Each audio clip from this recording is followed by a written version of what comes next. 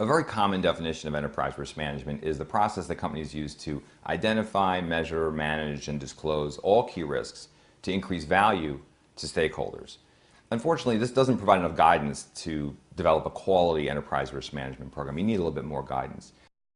The first word in enterprise risk management, enterprise-wide. And unfortunately, oddly, most companies actually don't have their enterprise risk management program scoping out to the entire enterprise.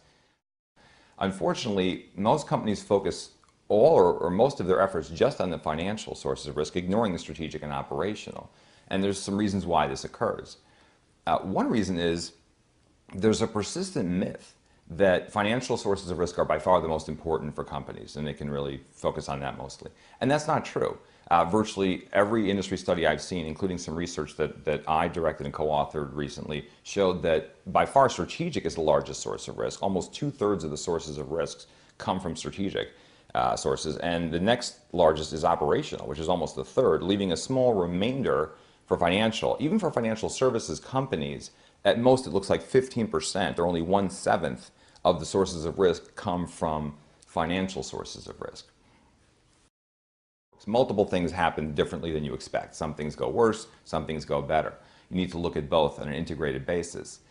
One repercussion of this is you're ignoring, if you have a silo approach, you're ignoring that some risks will offset each other. And this is why you developed a diversified portfolio in your business. ERM will help you quantify the value of the diversification benefits and look at risks that offset and capture that offsetting. The corollary to that is actually more dangerous to omit, is that you also have risks that will exacerbate the impact of each other.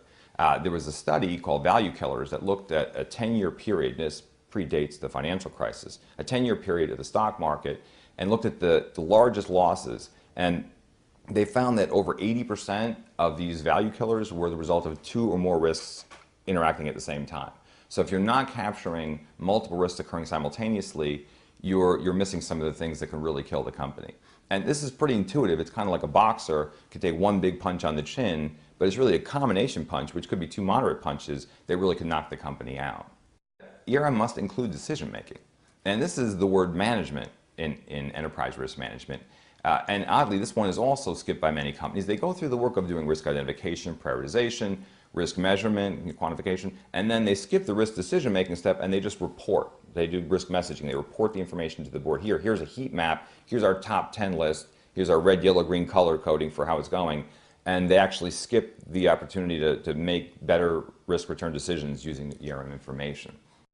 Traditional risk management was more about mitigation, downside volatility. And the folks that did this work, they were more, no, don't do this, don't do that. And they often weren't brought into the decision-making table.